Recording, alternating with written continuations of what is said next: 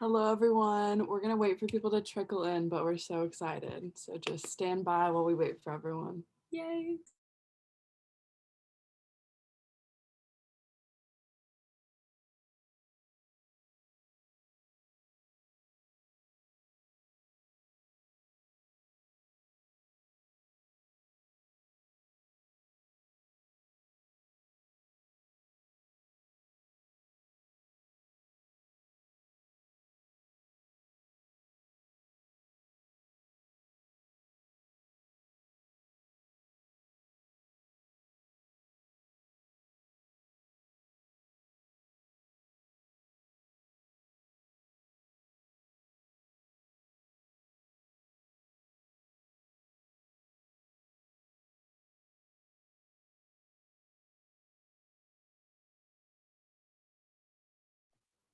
Thank you for coming, everyone. We're just going to give it like one more minute or so to let people kind of trickle and find their way in.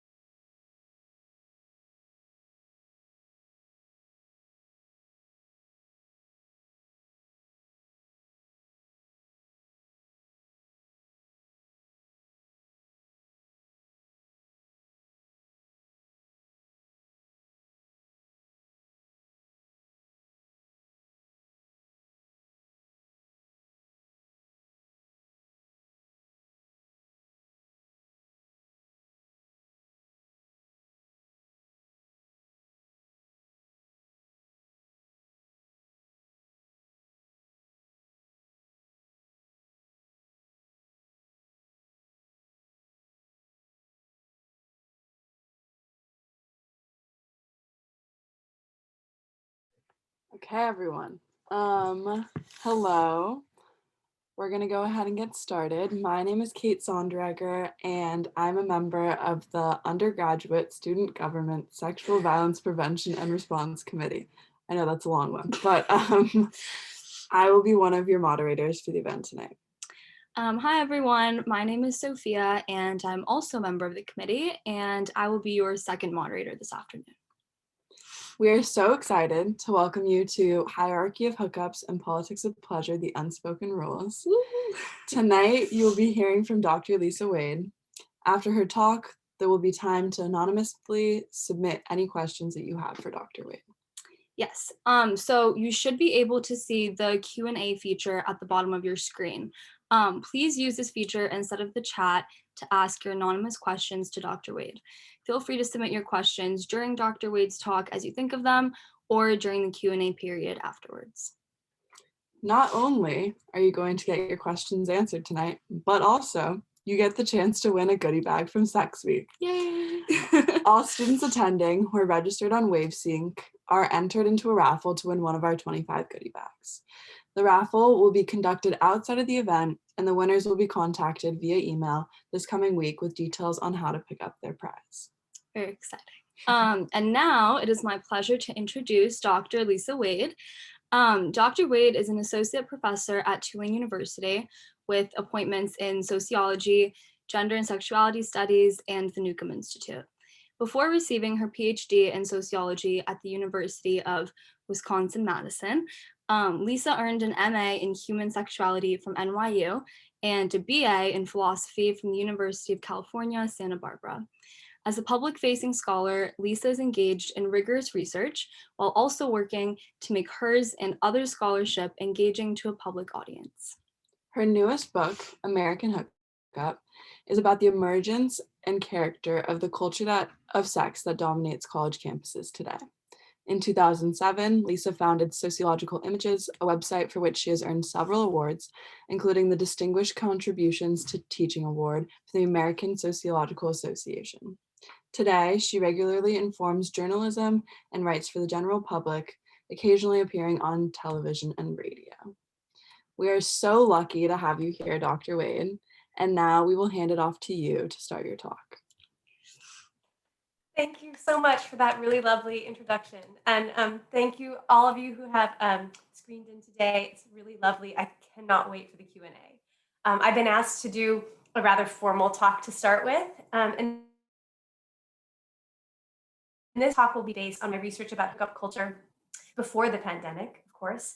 And then we'll open up for a Q&A, and I'm really happy to talk both about what hookup culture was like before, what it was like specifically at Tulane, and how it was alike or different what you're going to hear today, and then also what's happening now. I would love to hear from you, and I've also done over 50 interviews with Tulane students already about hookup culture during the pandemic. So I hope we'll have a really lively discussion. So I will begin my formal presentation now.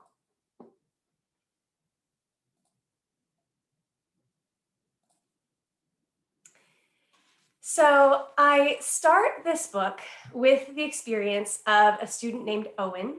He was a nice looking guy. He told me he was shy and nerdy, but that he cleaned up pretty well.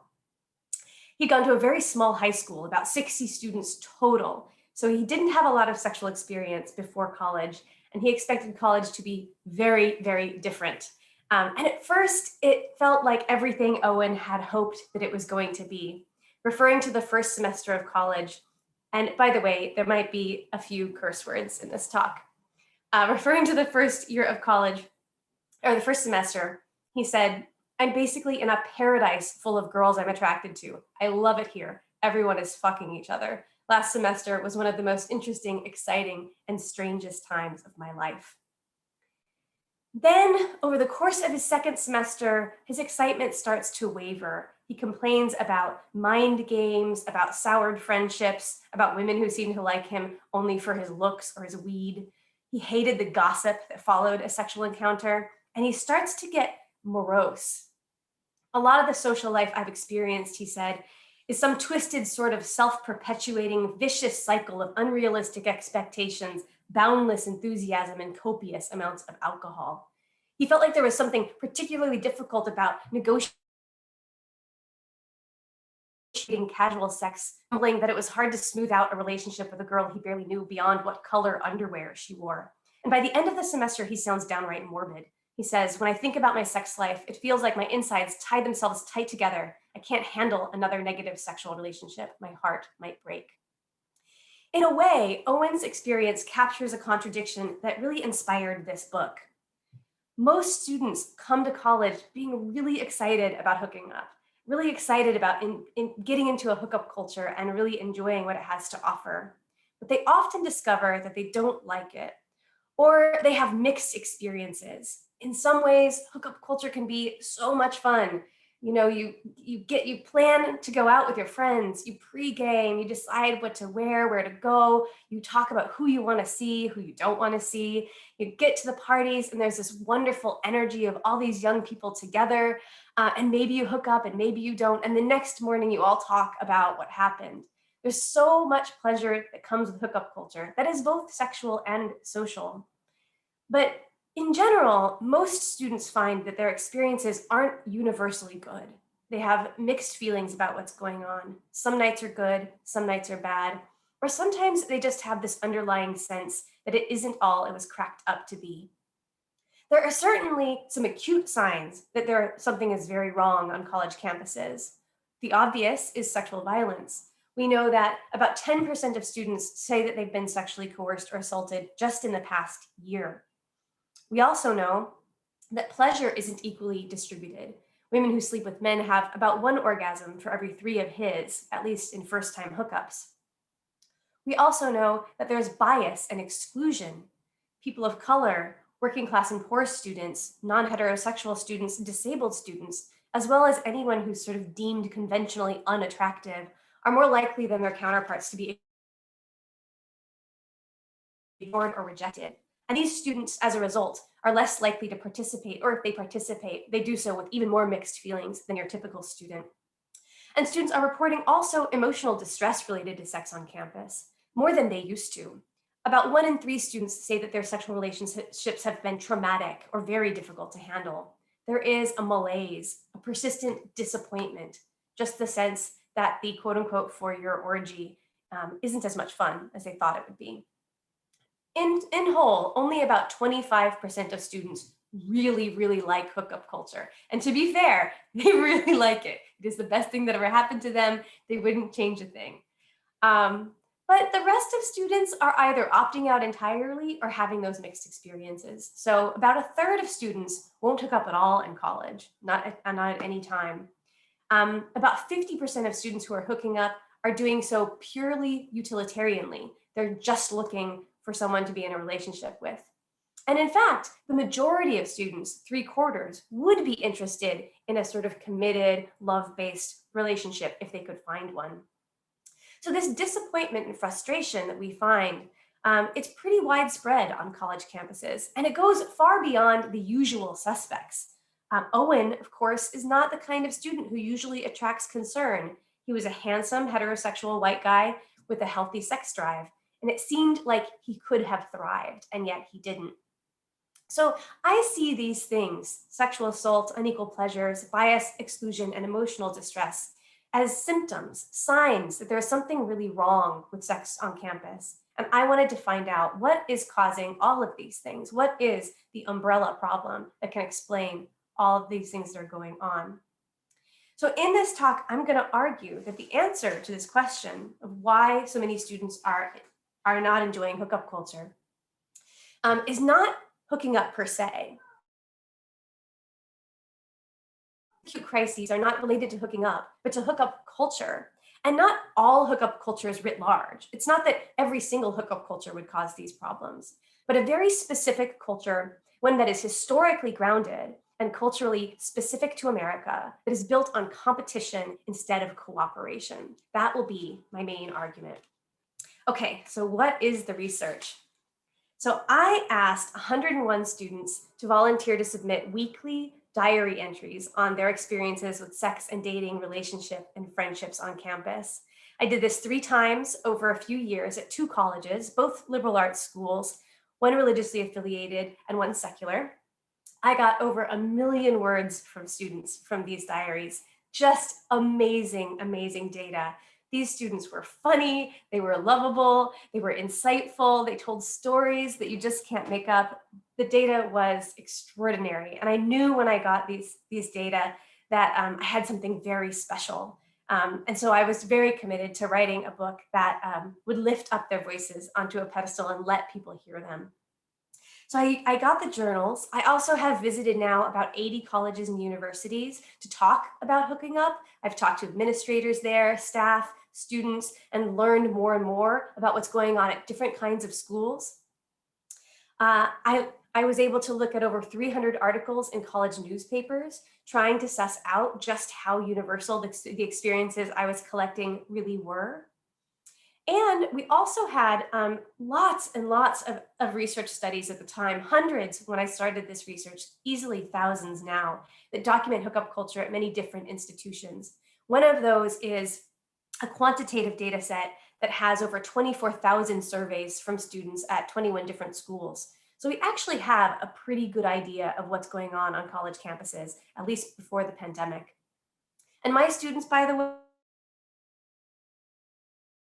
those who contributed the student journals, they were a nice diverse group of students. About 22 were from working class or poor backgrounds. 45% were students of color, pretty reasonably balanced between Black students, Asian students, and Latino students. No students did identify as Native. About 19 of my students identified as a sexual minority or were questioning their sexual orientation, and didn't have any students who identified as non-binary or trans. And about 26 of my students were men and 75 were women, which is about consistent with what we tend to see when we do research like this. So, as I said, what I discovered was that it wasn't the hookup per se that was contributing to the problems we see on college campuses. It was really the hookup culture, the sexual culture that's dominating. Now, let's take a minute and just talk about the difference between a campus where there is hooking up and a campus where there's a hookup culture. College students today did not invent hooking up. There's been hooking up in human life on college campuses since the time college campuses began and before. Certainly, probably our ancestors, before we evolved into humans, were hooking up. There is nothing new about that. But it is unusual to see a hookup culture. And we see hookup cultures throughout history in different places. And so we are certainly seeing one on college campuses today. And a hookup culture is an institution, a college in which there is the idea that hooking up is the right way to do college. That if you want to have the true college experience, and hooking up is part of that. And that makes hooking up not just something a student could do, but it makes it feel like something students should do. So it goes kind of from being an option to an obligation. So one of my students, she wrote in her diary, after declining a hookup with a friend of a friend, she was chastising herself. She said, I know that I should want to have sex all the time and should take advantage of it when I get the chance. When I didn't, I felt like a loser or uncool. You're at college and you're not having sex. What's wrong with you? Students who embrace hookup culture often feel like they're supposed to be having sexual contact, but purely for the sex itself, and not because they might have feelings or develop feelings for that person. So much so that actually developing those feelings, or catching them, as we say, is one of the worst things that can happen to you in hookup culture. And when I ask students, when I sort of try to figure out for students, what's the worst thing you can be in hookup culture? It's not the old-fashioned slut. It's not a slut anymore. It's not even a prude, which is what Ren is worried about being, and which is quite consistent with hookup culture. The worst thing you can get called in hookup culture is desperate, clingy, thirsty. The idea is that you shouldn't want something from the person that you might be hooking up with, and that if you do, then maybe you're doing hookup culture wrong.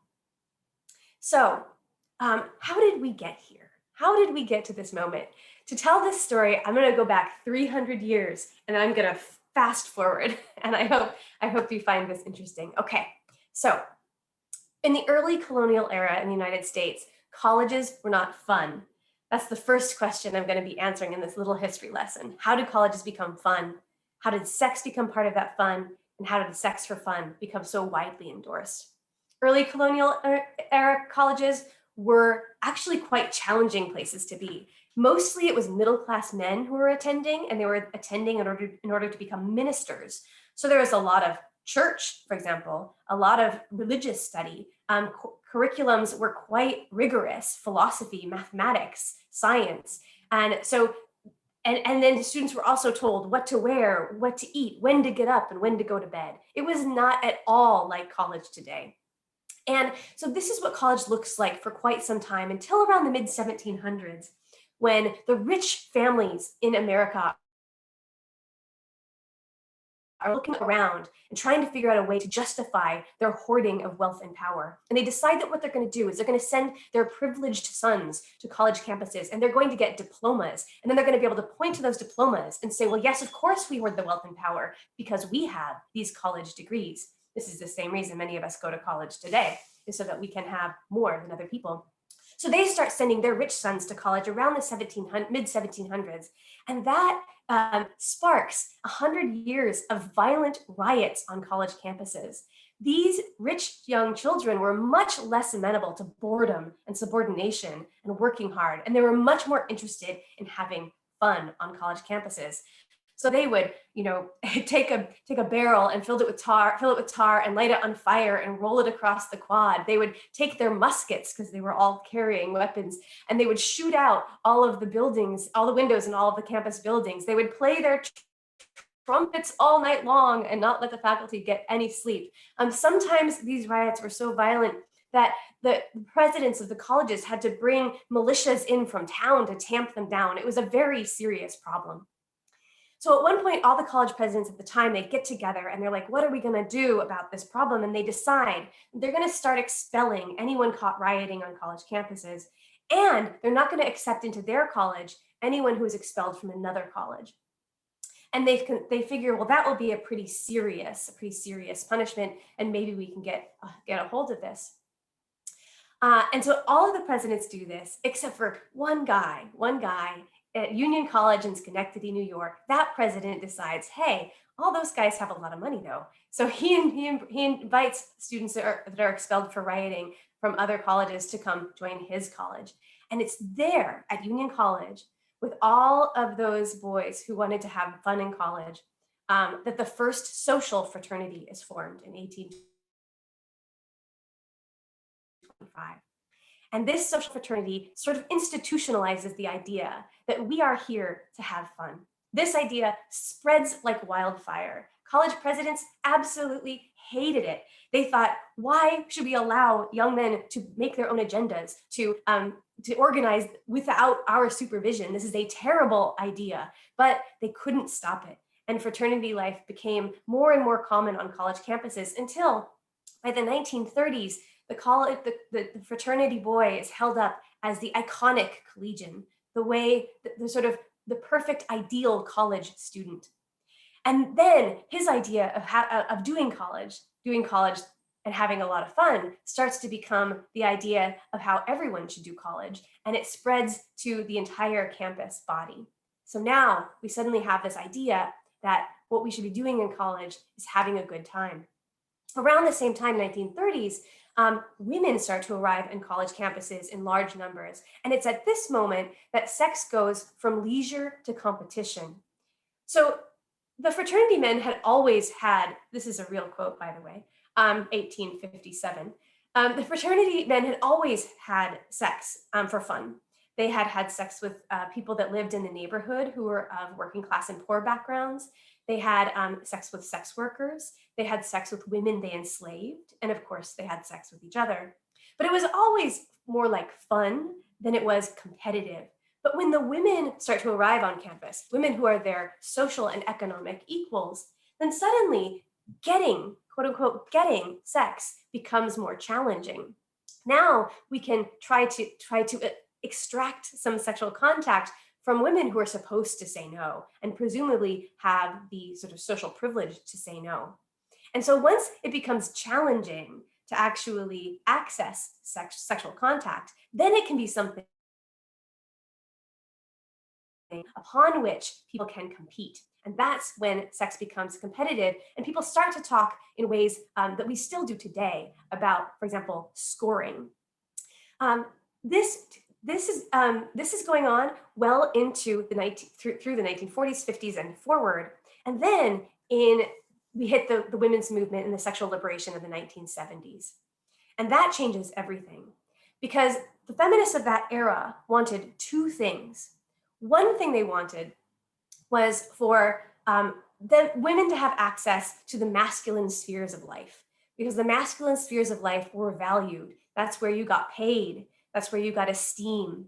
And they wanted to be able to have masculine personality characteristics like competitiveness, like ambition, and to do the things that men did for fun, like sports. So women wanted access to the masculine spheres of life. But they also wanted everyone to sit up and notice that those feminine spheres that they had traditionally been held responsible for, and the feminine personality characteristics like cooperation, like nurturing, were also valuable, and that they should be rewarded and esteemed, just like masculine characteristics were. That is what they set out to achieve. But really, they got one and not the other. In the intervening decades, it became increasingly allowable for women to enter male-dominated spheres and for them to mix masculine personality characteristics into their personality, so much so that the ideal woman in American culture, arguably, is a woman who balances masculinity and femininity in her behavior and her personality. But they didn't get the second thing. In fact, we as a society have become more stigmatizing of femininity in the decades since than we even were before. So if you are a woman who is coming of age in the 1970s and you're watching the women's movement and the sexual liberation happen, you start to raise your daughter thinking that she can do anything a man does. And in fact, when she does those things, that is what liberation looks like. And so girls who are growing up in America in this era become rewarded for being a little bit boyish. It's cute when she wants to play with Barbies, but it's kind of more cute when she wants to play with trucks or she's excited by the bugs in the backyard. It's lovely if she wants to be a cheerleader, we'll support her, but we're bragging at work when she decides to play soccer or some other kind of sport. And it's admirable if she wants to go to college and major in education and become a teacher, but it's badass if she comes to college and she majors in computer science and becomes a programmer. So women start getting the message that it's okay to be girly, but it's kind of better and maybe more badass and maybe even liberation itself when they adopt masculine personality characteristics and do things associated with men. So those young women arrive on college campuses about in the mid 1990s, and they simply apply this logic to sex. We should not be surprised that they still do. One of my students, she said, I railed against the idea that women were needy, dependent, easily heartsick, easily made hysterical by men, attention obsessed, and primarily fixated on finding romance. I did this by proving how very like a boy I could behave. She called it sexual tomboyery. This is hookup culture. It's a college campus in which everyone it believes that they're there to have fun, that sex is an important part of that fun, and that embracing sex in this particularly stereotypical masculine way is the way to liberate oneself. So the hookup culture is this idea, the idea that casual sexual encounters are the best or the only way to engage sexually in college. Also a set of practices that facilitate casual sexual encounters. So the parties and all of the things that go into pre-gaming and post-gaming. And so like this wide set of behaviors. And it's also an institutionalization. So we have a situation in which we have the boot right there on campus, right there. We have fraternity houses that are allowed to throw parties where everyone knows there's underage drinking. Everyone turns a blind eye to that, right? We have total sexual freedom to move in and out of each other's dorm buildings and apartments. And even some facilitating of things like making condoms free and available for everyone. That's the hookup culture, when we have the idea that we should be doing it, the practices that are routine, and the institutionalization. Now, again, what we see on college campuses is not just any hookup culture. It's that particular one that comes out of this history I'm talking about. It's a competitive and not a cooperative hookup culture. It's a stereotypically masculine and not a stereotypically feminine one. And that has all kinds of consequences for how we engage with one another. A competitive approach is about winning in a competition. It's so disturbing to think about it, but we use the F word. We use the F word to say, F you, like I hate you and I want bad things to happen to you, right? And we also use it to describe sex.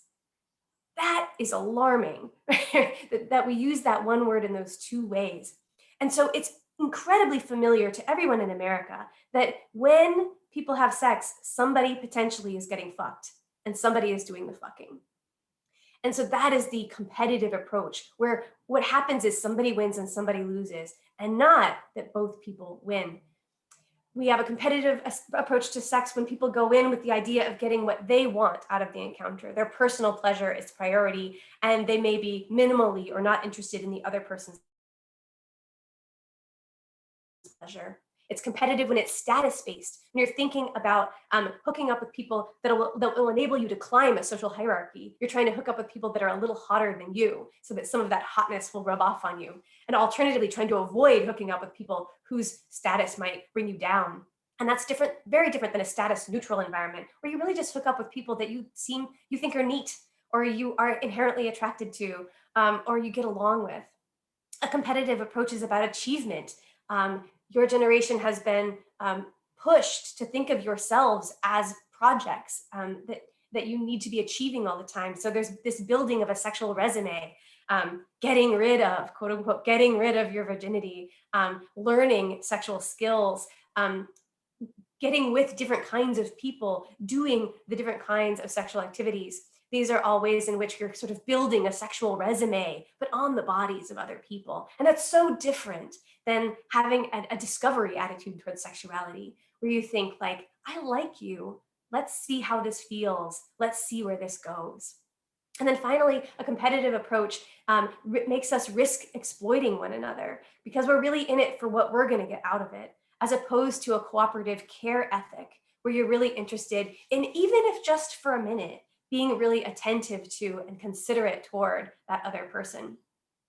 So for a minute, I just want to focus on that last piece, the care piece. What does it look like to have a culture where you're not supposed to care very much about the person that you're having sexual contact with? I submit that this is actually a really challenging interpersonal task because one, we are all having feelings all the time, and we are often hooking up with people that we actually do like. And so that really puts a wrench in this performance of not caring too much. Moreover, we all know that sex is often about love, that probably the best sex we're going to have in our lives is going to be about love. And so, how do you make sure that when two students hook up, you know for sure that it's not about liking each other and it's just about the sexual contact? This is a challenging interpersonal task. And the students I studied, they communicated to me 4 strategies students used to do this, to box hooking up into this realm of meaninglessness or emotionlessness. One strategy was to be drinking when you hooked up. So students mentioned, I first kind of got clued into this because students started to talk about sober sex in like hushed tones. Like they would say, oh, you know, so-and-so and so-and-so had sober sex. And it was considered very meaningful. Many students had never had sex sober. And if they did hear that their peers were having sober sex, they often interpreted it to mean that those two people were getting serious about one another. As one of my students said, if you are sober, it means you both are particularly attracted to each other, and it's not really a one-time thing. When drunk, you can kind of just do it because it's fun and then be able to laugh about it and have it not be awkward or mean anything. This is one of the reasons that hookups are almost always accompanied by heavy drinking. Yes, it's social lubrication, it's liquid courage, it's doing all those things, but it's also incredibly functional. It boxes that sexual activity into the realm of meaninglessness just for fun. A second way to do casual was to make sure that the hookup itself is hot but not warm. So even if students are very friendly before, if they're very attentive and flirtatious working up to the hookup, once the hooking up is happening, it's really supposed to be about the sex itself. And expressions of tenderness are generally off script. Now I know students break these rules, but if a student is doing hooking up right, then to a great degree, we're not supposed to be tender in sexual encounters. And this makes sense if you think about it, because if students accept that casual sex is quote unquote meaningless, it doesn't mean anything, then essentially everything else, no matter how small, can potentially carry more meaning. One of my students said this about holding hands. That little touching, she said, definitely signifies something a little more than just fucking. This sentiment was echoed in a New York Times article about students at Yale, in which several men said that they found holding hands more intimate than getting a hand job. So if we're doing hooking up right, no holding hands and no gentle kisses, no prolonged eye contact or staying around and cuddling, caressing, no hugs. I can't hug you because I'm just trying to hook up with you, says Dominic. In fact, if students do think they might actually like someone, they actually tend to delay sex because, according to these rules, even not having sex can be interpreted as more meaningful than sex itself. Third, there's the rule that students act less friendly after a hookup than before, at least for a time. Students argue that acting aloof after a hookup is the best way to ensure that the two people remain friendly in the long run. Being distant was somehow less of a threat than an unrequited crush. So as one student said, being mean is the best way to handle it. Finally, the last strategy is to not have too many hookups with the same person in sequence. So one of my students said, we only hooked up once, so it automatically is not a big deal. Second time, not automatically. Third time, not automatically. So hooking up just once is pretty safe. Nobody gets any ideas. Hooking up more than that, you start to run the risk of sliding into relationship territory. So to sum up, to establish the meaninglessness, the emotional meaninglessness of a hookup, the rules of hookup culture specify: be able to say you were drunk, don't act too warmly towards one another during the encounter, be less friendly after than before, even if just a little, even if just for a time, and don't hook up with any one person too many times. Now remember, all of this is gendered. All of this behavior is gendered. So we often think that women are more inclined towards cooperative encounters than men are, that men prefer competition. We're often inclined to think that women are more relationship oriented and men are more casual sex oriented. Probably not, to be honest, but let's even just set aside that possibility and recognize that because of our cultural stereotypes about men and women, when you look at these two ways of engaging sexually that are on your screen, one is stereotypically masculine and one stereotypically feminine. So I noticed that students would just assume that men were better at doing casual than women were, that women were inherently just less good at it. So even when men and women acted equally casually, when they both performed casualness very well, it was just more believable when he did it than when she did it. And so that was actually a big source of trauma for women on college campuses because it puts them in the position of always being seen as the loser in the competitive encounter.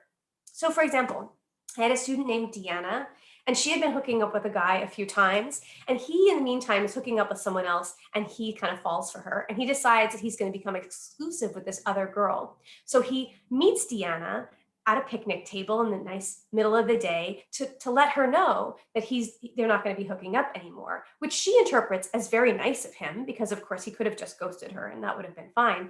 So sure enough, he's doing a lovely nice thing, and he meets with her and he explains to her that he fell for this girl and that they can't hook up anymore. And Deanna, there's a little sting because it always never hurts to not be chosen, but she didn't really like this guy in that way anyway. And so she was fine with it. And so she said, hey, that's fine. That's really nice of you to tell me. Thanks. And then he continues and he says, I'm so sorry. Like, I really didn't mean for this to happen. I wasn't looking to fall for somebody. And Deanna's like, okay, well, it's all right. That's fine.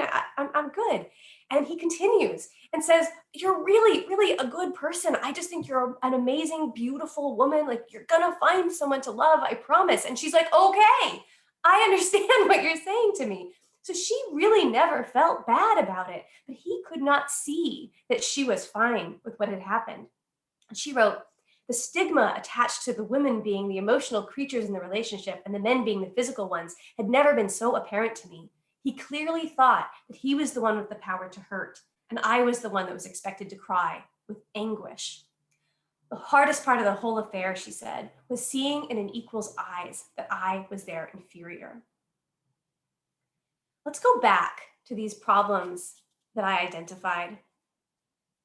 You might be able to see how these rules to act in a competitive way towards one another sexually might contribute to some of these problems. Let's start with the bottom one, emotional distress. For many students, performing casualness it didn't come naturally. It was tough, right? It feels bad to suppress our emotions, both the positive and the negative ones. It feels bad to think that somehow our emotions are out of control when everyone else seems to have their emotions in check. It feels bad to be treated in an unfriendly way. Even if you hadn't hooked up before, the night before, that feels bad. And it often feels bad to be in the position of treating someone dismissively. Being mean was the best way to handle it, she said, but that didn't mean it was fun for her. And it doesn't always feel good to have sex with people that you're not sure like you. It's one thing to have casual sexual encounters with someone that you don't love, but it's another thing entirely to have casual sexual encounters with someone who might not like you at all. And in hookup culture, it can be hard to tell the difference. And then functionally, this becomes a downward spiral because if the idea is to not be desperate, then you have to like the other person just a little bit less than they like you. And they're making the same calculation. So every time one student exhibits a certain lesser friendliness, the other one has to exhibit even lesser friendliness and then lesser friendliness and so on and so forth until there's this downward spiral of niceness. And so in this way, this can create situations in which students just frankly break their own hearts. I had a student named Farah. She loved hookup culture and she was very good at it. She prided herself on being very good at hookup culture. She said, when you have a hookup buddy, you never admit true feelings. It's best to show the least amount of interest or emotions, or even more so, be cold. It can come across as rude, but rather than showing any emotion, I would prefer to act like I don't care. And she hooked up quite a lot in her first semester of college and had a really good time. But she had been hooking up with this guy named Teak that semester. And when she went home for winter break, she found herself thinking about him more than she thought she might. And when she came back after winter break, she put on an outfit she thought would attract attention. And she walked through the lobby of his residence hall and just proceeded to coldly ignore him, just pretend like she did not even see him. And a few hours later, she got a text from him. She said in her diary, "It takes not giving a shit to get that." And sure enough, they start hooking up again. And they would hook up together and then ignore each other for a week or two, hook up together, ignore each other. And then one day they broke the rules. She says, "For the first time ever, we lie in bed together, kissing now and then and holding hands. We'd never done anything that personal. We spoon and snuggle." And she stays the night and she gets up the next morning and she walks out of his dorm building on a cloud and she's so excited. And then they proceed to ignore each other for 2 weeks. And then they hook up and ignore each other again. And they meet each other at a party and she's drunk and she kind of loses it. And she's like, "Why are you so cold to me all the time when we're not hooking up?" And he says, "Why are you so cold to me?" And they break apart and she deletes his phone number in her phone because she says, texting first is losing. And then a little while later, she does get a text from him. And he says, very, very bravely, he says, "I'm sorry, I've been such a dick. Can we talk?" And she replies and says, "Yeah, whatever."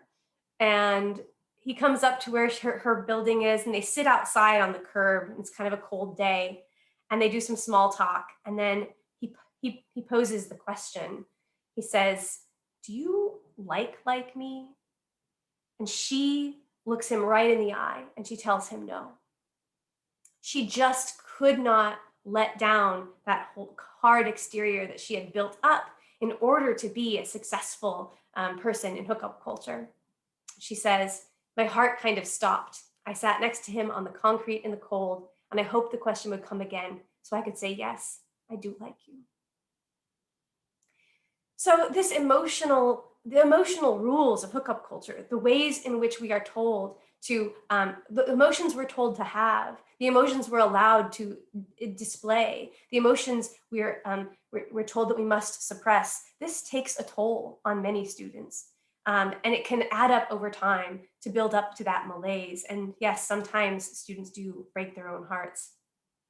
I think you can see too how this might lead to high rates of sexual assault. Competition is about winning. It's about extracting a prize from another person. So then persons become targets or obstacles. And then caring about someone else means caring about their consent. And if you're not supposed to care about them at all, then why would you care about their consent? And this is so culturally true that in some cases, caring a lot about ascertaining someone else's sexual consent is interpreted as caring, period. And therefore, it's interpreted as this person wants to be in a relationship with me because only someone who liked me would want to be sure, so sure that I wanted to consent to sex. So a student named Gabby, for example, she encountered a guy who didn't push her for more than she was comfortable with. And she wondered whether he liked her. She said, "From the stories I have heard, the only guys that do not pressure girls are the ones that might actually care about the girl." Nor would this be conducive to shared pleasure. One of my students writes, "The guy kind of expects to get off, while the girl doesn't expect anything."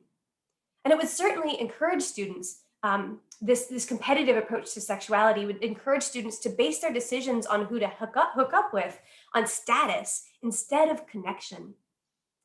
Instead of liking one another in hookup culture, sex is about trying to get with the hot people, right? So you're not supposed to pick someone you like. You're supposed to pick someone that other people like, that the community at large of students thinks is hot. And so then we see this situation where people are trying to hook up not with people that they have an affinity for, but in a way they sort of crowdsource their attractiveness. As one student says it, "In our room, sex is a commodity, which, like gold, increases a man's social status, especially if he scores or pounds an especially blonde girl." And this is not only men who talk like this. Alondra says, "The whole point of hookups is to get some and then be able to point the person out to your friends and be like, yeah, that guy, that's right, the hot one over there, I got that." For men, especially men who are hooking up with women, this can be a really challenging experience that is really difficult to negotiate.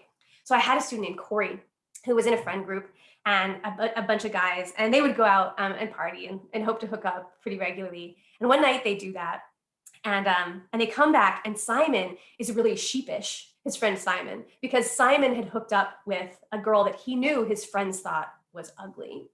And so he knew that when he admitted that he'd hooked up with her, his friends were going to razz him, give him shit about it. And they did. And Corey is watching this happen.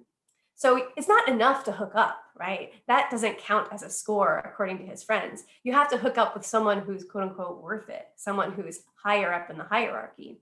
And besides, if she's ugly, she'll probably hook up with anyone. So the logic goes, because it's hard for her to get any. So it doesn't take any game to actually hook up with her. Therefore, it just doesn't count as a score. So this is something Corey and Simon know very well. So the next night they go out again, and Simon is intent on doing something that his friends will give him credit for. And sure enough, he hooks up again, and he hooks up with a girl that he knows that his friends think is attractive. And so they reconvene, and he brags about hooking up with this other girl. And sure enough, his friends give him high fives, good job, good job. Well, then Simon wanders out, and Corey, my student, is still there with his friend group. And his friends start to talk about how, yeah, that second girl, she is pretty, but she's also easy. And if she's easy, then it doesn't take any game to get her.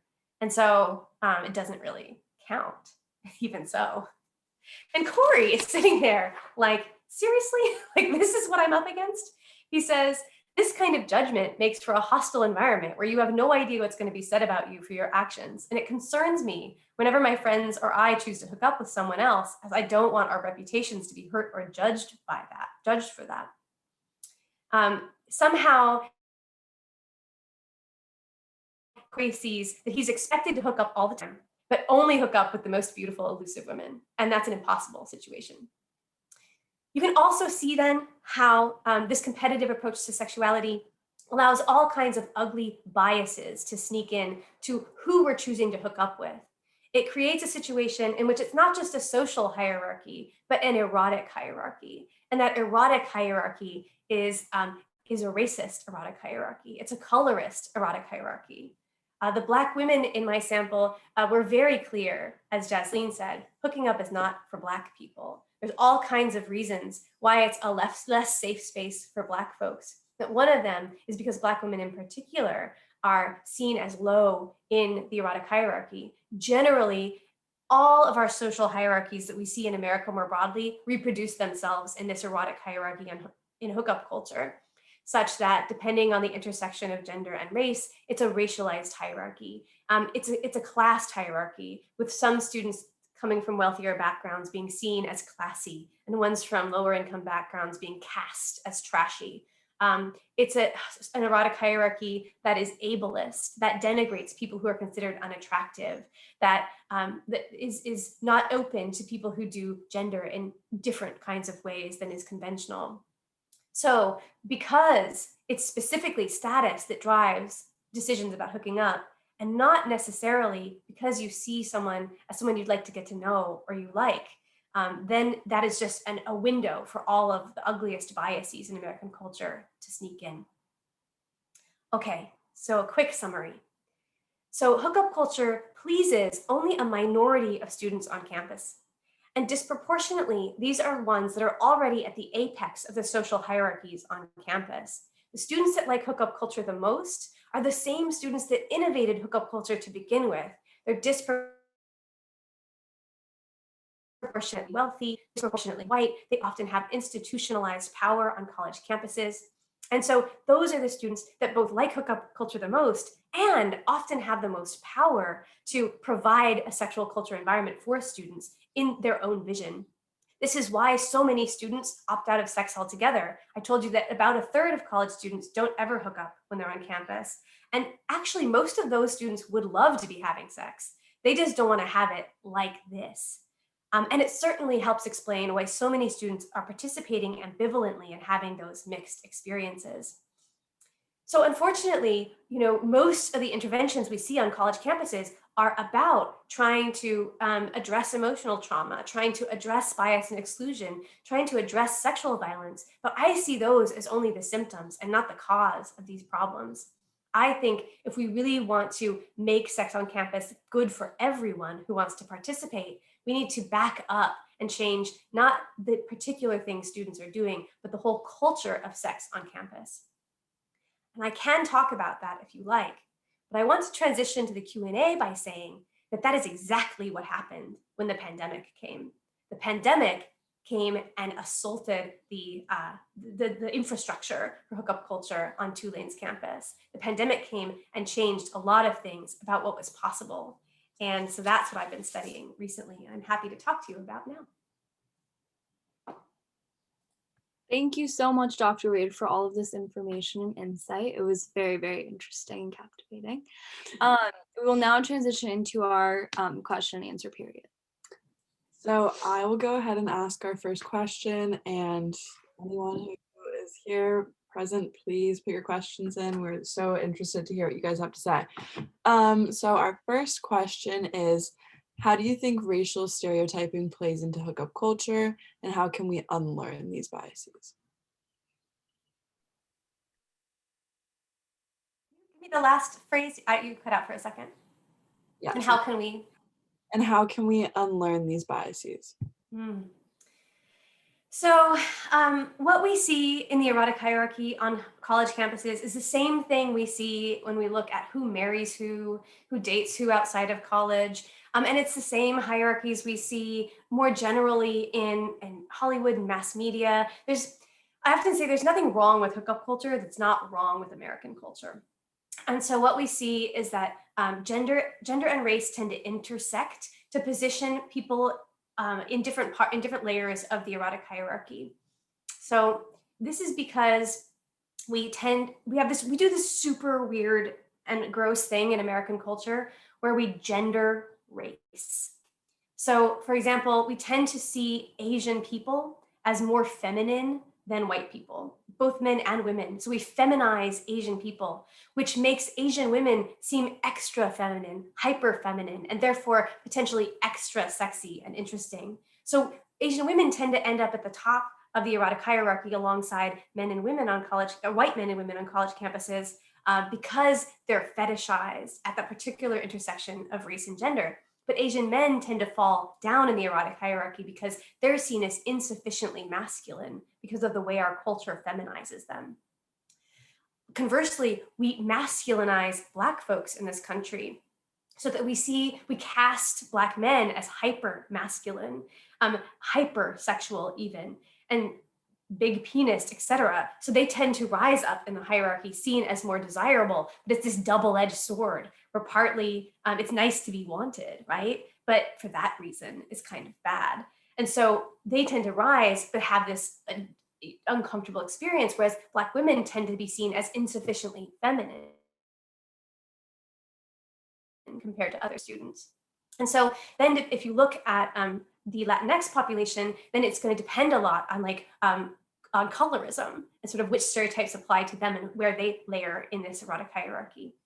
And so students who are in college experiencing this bias, I don't need to tell them what it's like. This is a very clear experience for a lot of students where they know how they're valued by their peers, and in a culture where their value as seen by the group of their peers is one of the primary ways that students decide whether or not to hook up with them. That becomes just one more layer of trauma for students. Okay. Did you see any differences in the comments regarding hookup culture when comparing heterosexual experiences to same-sex experiences?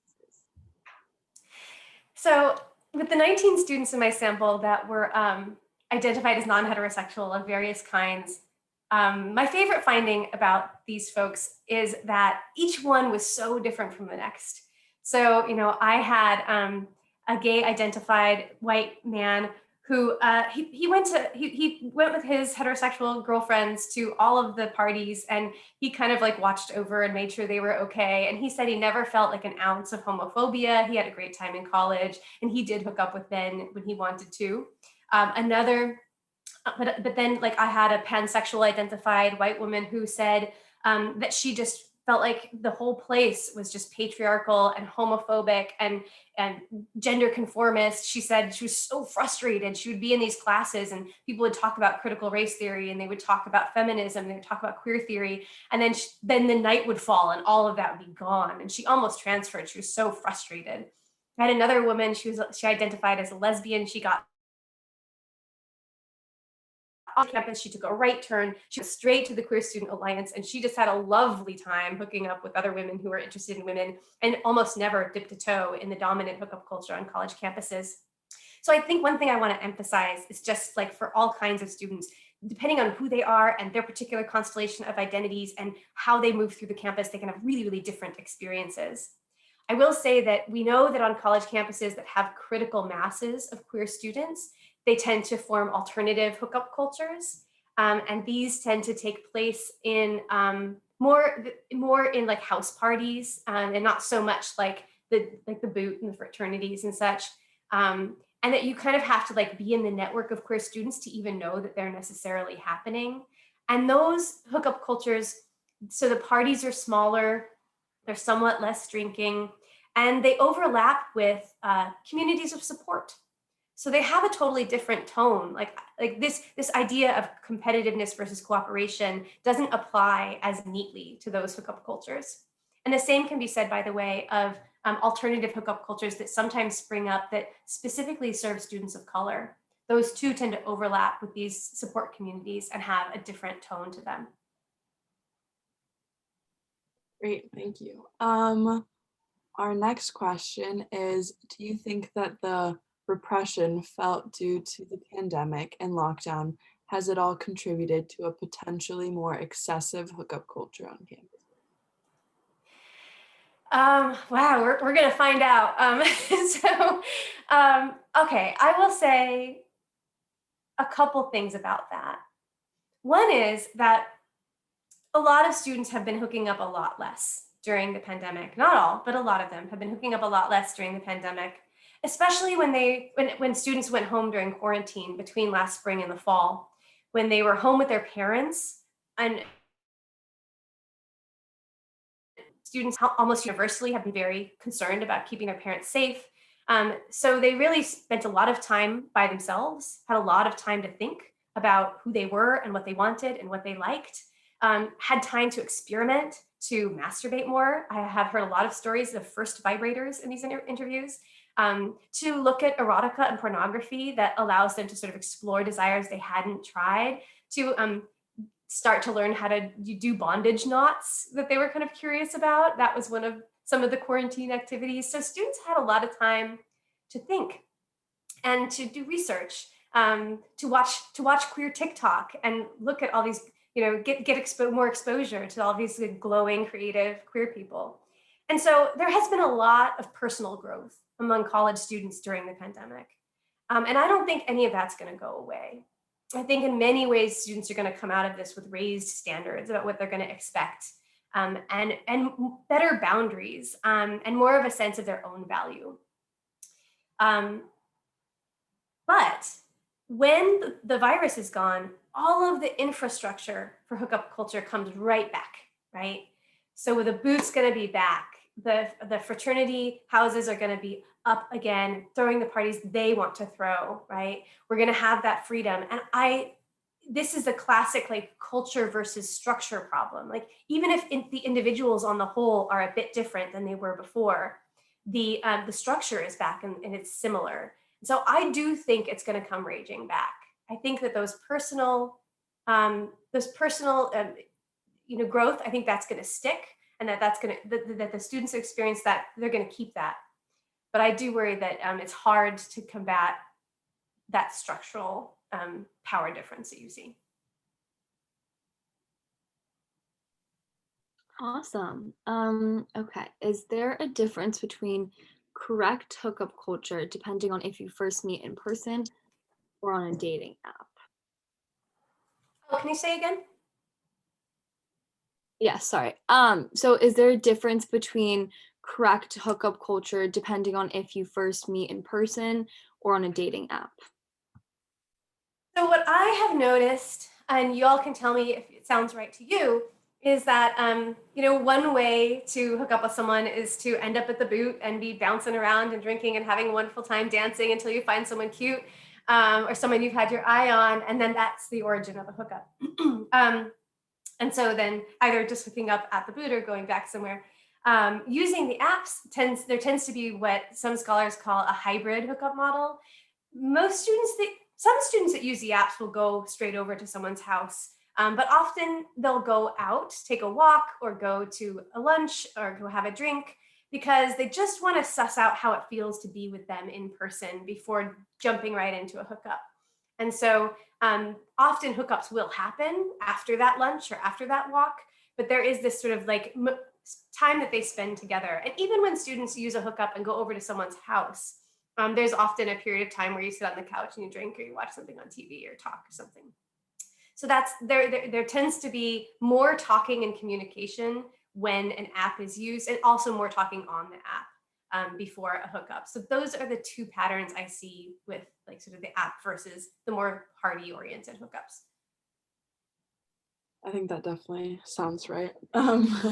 So our next question is, do you think that the pandemic has caused more people to find themselves in relationships and drawing away from hookup culture? I do, and I think for at least a couple reasons. So one is that almost every student I've spoken to is trying to make smart decisions about being with other people in the pandemic. Very, very, very few students just don't seem to consider COVID at all. So relationships are a way to have both companionship and sex during a pandemic in possibly the safest way you can. And so that makes it more appealing. And also our social networks have shrunken down. So we tend to have smaller friendship groups during the pandemic. So having a person that's yours can be really reassuring when you don't just get to see everybody all the time. Meanwhile, there's less FOMO, because it's not like having a partner, if you're in a monogamous relationship, means you're missing out on all the hooking up, because hooking up is much more challenging right now. So there's less of an opportunity cost. So I think for the safety reasons, for the opportunity cost reasons, we see more relationships. And then finally, students, in order to be safe, and because it's harder to find someone new to hook up with, are tending to hook up with one another more than they used to in the past. So they're hooking up with the same person. So that old rule of don't hook up with someone too much has been loosened during the pandemic. And when you hook up with the same person over and over and over again, that's how relationships start. And so people are sort of sliding into relationships that they maybe didn't intend to happen. But when you hook up with, familiarity, and you start to like them, and you start to have conversations and bond, and the sex gets better, and then relationships tend to happen. That's really interesting. Thank you. So can you talk about how the erotic hierarchy inflates straight white men's value in the hookup market, and how this contributes to toxic masculinity, especially at Tulane, where the girl to boy ratio is so skewed? Yes. So Tulane is 61% women, which means it's almost true. There's twice as many women on campus. And because we have a fraternity system where fraternity men, but not sorority women, are allowed to throw parties with alcohol mostly, then a small slice of those men tend to hold a lot of power to kind of create the social environments in which students have fun and in which students have sexual contact. So, and those students are disproportionately and historically, right, disproportionately white, wealthy, ostensibly heterosexual, but who knows? So they are structurally privileged and also culturally lifted up by our ideas of normative attractiveness.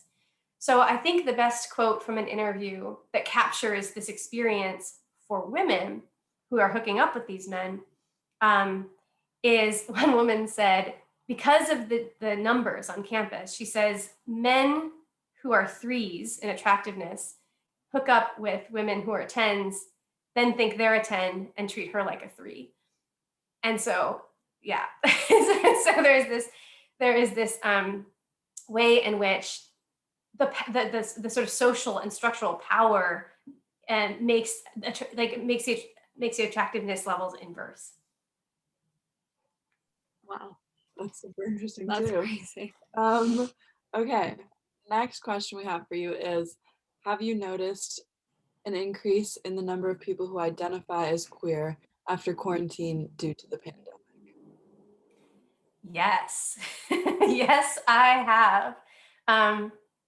A lot of students spent that downtime thinking about their sexual orientations, becoming more open to their same-sex desires. For example, I had a student who was at home and bored and thinking about how much sex, just how much a lot about that, and in sort of pondering, having all this time just to ponder, remembering sex and reminiscing about the sexual contact that they'd had, they realized that they never really thought about genitals when they thought about what they liked about sex. Genitals were really irrelevant to what they liked about it.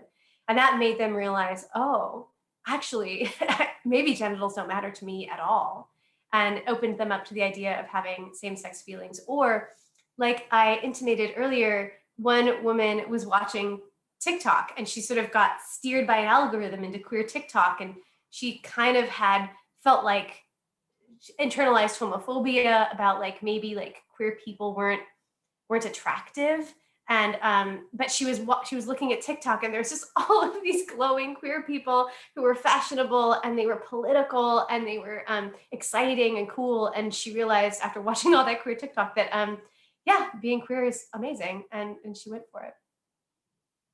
Thank you. And thank you to everybody who's been sending in questions. They're all very interesting to have answers for. So can you talk a bit more about how being easy plays into the competitiveness of hookup culture, and how does that intersect with attractiveness?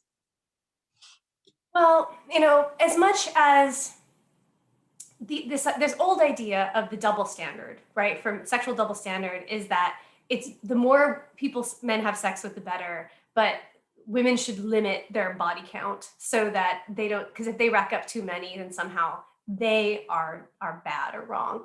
When you ask students directly these days, most of them do not endorse that idea. Most of them don't endorse the sexual double standard, although the students that do tend to be the men at the top of the social hierarchy. But that doesn't mean that it still doesn't inflect like how decisions we make and the concerns we have and the choices we make. But essentially, if one is seen as easy, then one falls in the social hierarchy, especially if you're a woman, I think especially. And one of my biggest concerns about this is not merely the sort of emotional trauma of being cast that way. And by the way, the women most likely to be cast as easy in college are women from working class and poor backgrounds, even though they are statistically less likely to be having hookups and have a lower body count than their wealthier peers. So this is like a purely cultural label thing. It's unpleasant, of course, to be cast in that way, to be labeled in that way, and to be seen as they look down upon. But the other problem with that is that students that are looked down upon are more likely to be victims of sexual violence for a couple reasons. One is because, it is a really stupid idea to rape a fraternity president's girlfriend, right? That guy has power. She has social status. Like, she has some protection from that because there may be consequences. But if we can find a student who is seen as low social status, who nobody's going to stand up for, who doesn't have that kind of a powerful social network, then it's easier to get away with that. The other concern is in that story I told about Corey and Simon and the hostile environment. Research has shown that when men are hooking up with women they know their friends look down upon, they have a coping strategy where they treat those women badly so that when they go back to their guy friends and they go, oh, that dog, you hooked up with her, they can say, oh, yeah, I know, but you should have seen how I treated her. And so they can use their poor treatment of that woman to bond with the men to get over the hump of their razzing. And so all of this creates a really unpleasant and uncomfortable experience for many women on campus, especially, or gender nonconforming and queer students who are seen as just more violable than others. Thank you. Our next question is, how do people balance hookup culture and mental health if they influence it? So what the statistics suggest is that students hook up less and less over time. So usually at the beginning of first year of college, before, like during orientation, like before classes even start, the parties start and hooking up is huge. And then it kind of dwindles over the course of the semester because people get busy and then they go home for winter break, come back for second semester of college, a big spike again, but not as high as the first one. Go back over, and it dwindles, go back over summer, come back for sophomore year, big spike, but not as big as the last one, and so on and so forth. So this tends to be the pattern of hooking up over time for college students. And I think that has something to do with students getting into hookup culture and just realizing like, this isn't for me. It doesn't work for me. I tried it. It's best if I don't participate as much or participate all the time. It also has something to do with students meeting friends, like really finding their people, their friend group, and realizing that there's like so much else to do in college than just that. And so finding other ways to keep themselves busy. So I think my sense is that one of the ways students manage their mental health is they kind of suss out for themselves, like, is this the right environment for me? And they often opt out if it's not. Thank you. Our next question is, how does rape culture and hookup culture intersect? I think the hookup culture that we have on college campuses is a rape culture. I don't think every hookup culture has to be, but I think that ours is. And that is because if you are told that showing you like someone makes you desperate, that it's doing hookup culture wrong, if in order to stay on top of a hierarchy, you have to show that you care less about the other person than they care about you, then it creates a situation where we have the spectrum of behavior that people can be engaging in. And over here is like criminal behavior, like I'm going to take sex from you whether you like it or not. And over here is what we might imagine as like the most cooperative kind of hooking up possible, where you're like super attuned to the other person. You are like grooving on like shared pleasure and discovery, and like you consent is everything, right? And you just want maximum pleasure for everyone. If you're supposed to be backing away from showing that you care, then it's really easy to back into acting callously. And then it's really easy to back into acting cruelly. And then it's really easy to back into acting criminally. If enough students perform the hookup culture script closely enough times, there's a very good likelihood that they're going to cross those lines. So I really think that hookup culture is a rape culture, not just because it puts students at risk of being sexually assaulted, but it puts us all at risk of becoming perpetrators. And that I think is a real problem. Thank you. Our next question for you is, it says, I remember the climate survey reported that bisexual women were far more likely to be sexually assaulted than straight or gay women. Do you have an explanation or an idea as to why bisexual women are at such risk? Because they're fetishized, slut-shamed, or a combination? Yeah, I am sure this is an overdetermined problem, which means that there's lots of explanations for why this is the case. One of them might be that bisexual women tend to find themselves in that hyper-heterosexual, hyper-heterocentrist hookup culture where sexual violence is often happening. Bisexual women might be targeted as someone who is seen as maybe lower status because of sexual orientation, We also know that women who are gender nonconforming are more likely to be sexually harassed in the workplace. And that is an indication of the fact that sexual harassment in the workplace isn't actually about, I find you attractive and I'm being inappropriate about it. Sexual harassment in the workplace is about, I am trying to put you back in your place and get you to obey the gender rules I want you to obey. So that may be part of the sexual violence too, that women who are bisexual or otherwise queer are more likely to be sexually assaulted specifically as an expression of power and not in any kind of other expression. So those are some ideas about why that might be true. But I do think that it's an overdetermined problem and one we're still trying to figure out. Thank you. So you kind of briefly touched upon this at the end of your talk, but do you think any aspects of the COVID-19 pandemic have altered our sexual scripts about consent and hookup culture in general? If so, in what ways? Oh man, I've been asking this question and I'm so disappointed. No, yeah, because I thought, well, maybe because we're all supposed to be 6 feet apart and having masks on, that there's these extra layers of consent, right? Now we have to say, can I get within 6 feet of you? Shall we take off our masks before we even get to the sex part of what we would need consent for? And so I imagined somehow that students would get more practice just asking for consent in other ways, in ways that translate into better sexual consent practices in when it comes to sexuality. But most of the students I've asked about that are not getting that impression at all.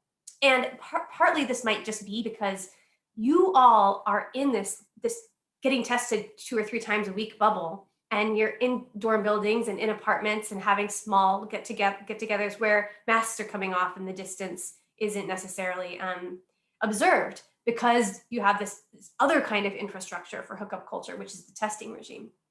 So I think that there's not as much opportunity to practice that kind of consent asking as I imagined there might be. The students generally say no. And by the way, the other finding where I'm getting a lot of no's is I ask if it's changed how students think about sexually transmitted infections. And the answer to that doesn't appear to be yes very often.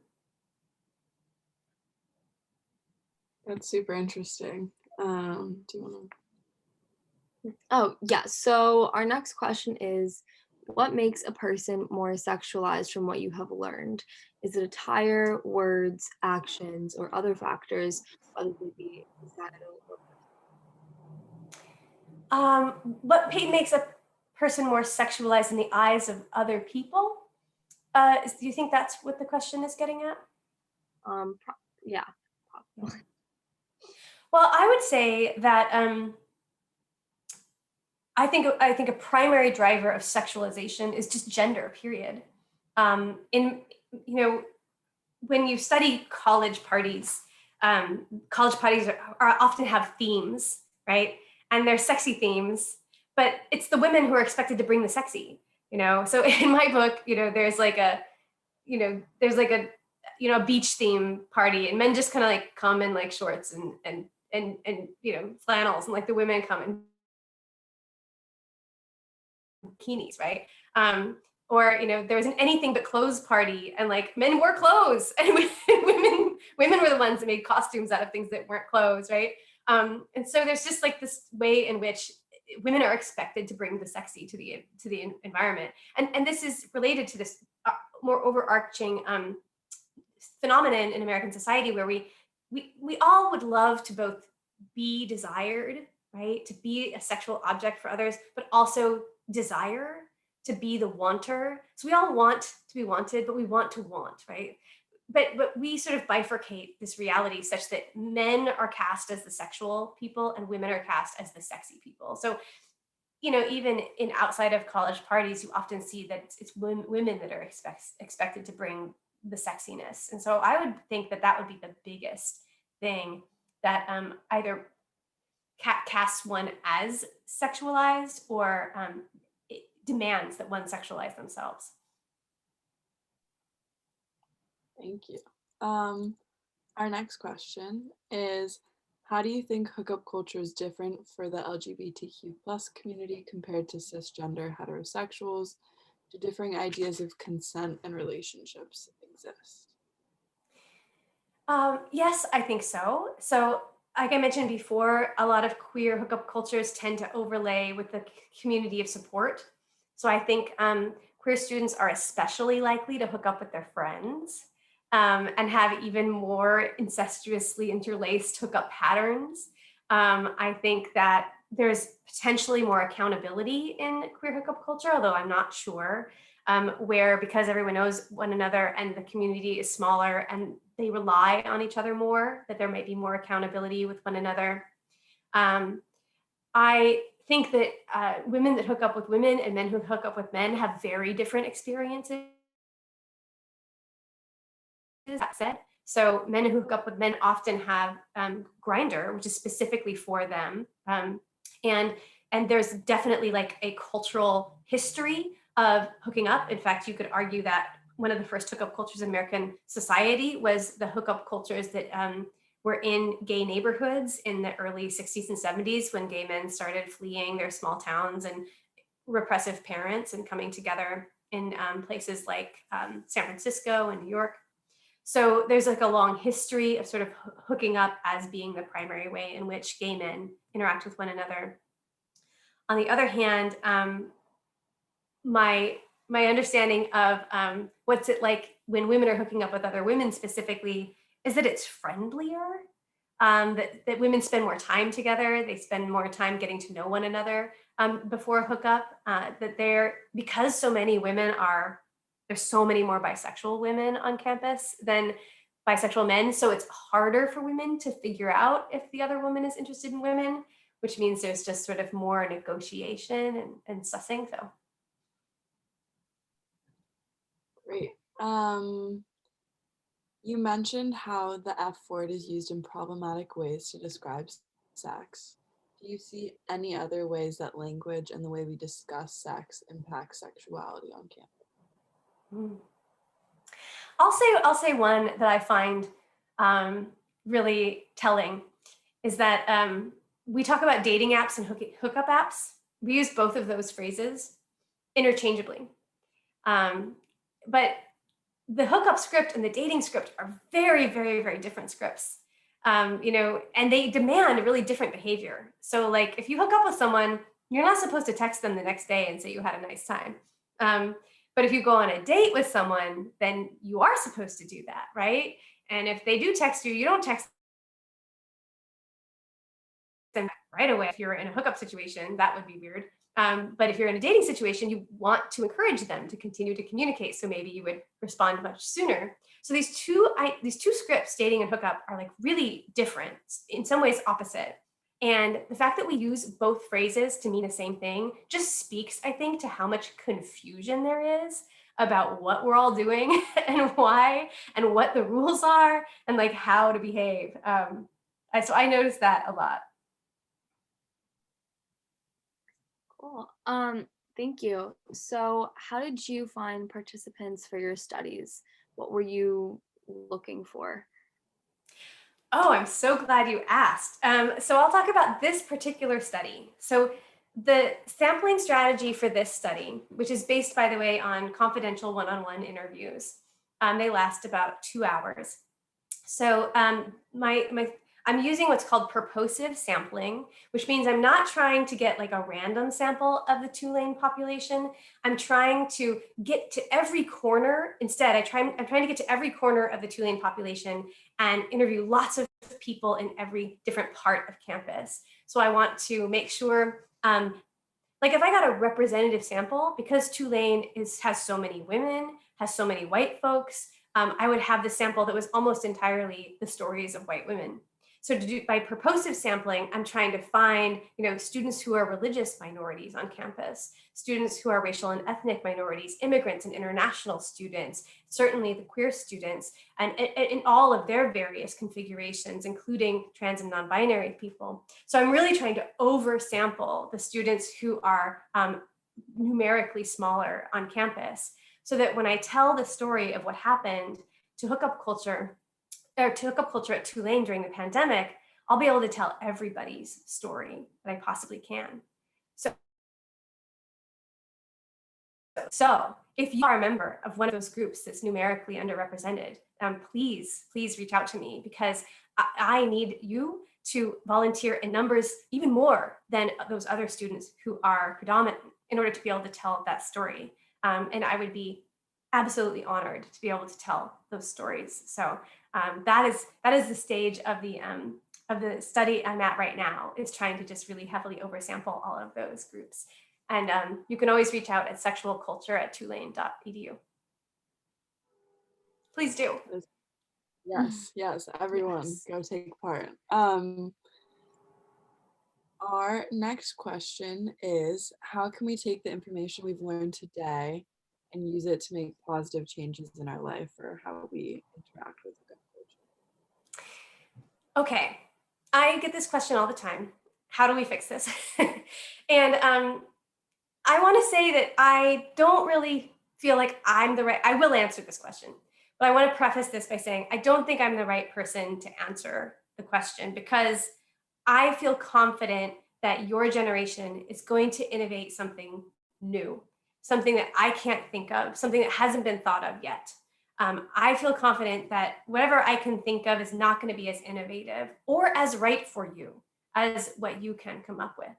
So I just want to preface that, like, as much as I get asked that question, I'm really just watching to see what you all come up with. But I will say, if I had a magic wand, I would see two things change on college campuses.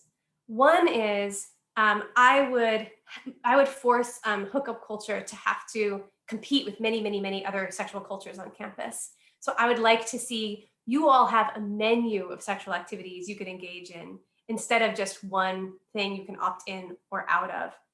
That's one thing I would like to see. How do we get that? Well, one way is for every student on campus to start telling the truth about what they want. Terrifying, but I know that every possible desire already exists in the student body. You all want all the things collectively. And if you felt safe enough to say what you really wanted, you would find other people that wanted that too. And bubbles of culture would pop out. And suddenly hookup culture would just be one thing you could do and not the only thing you could do. So telling the truth about what you want, that's one way to get that going. But the other thing that has to happen is we have to get rid of these structural, institutional inequalities on campus that give so much power to that small slice of students who's able to control the parties at which much social life is happening for so many students.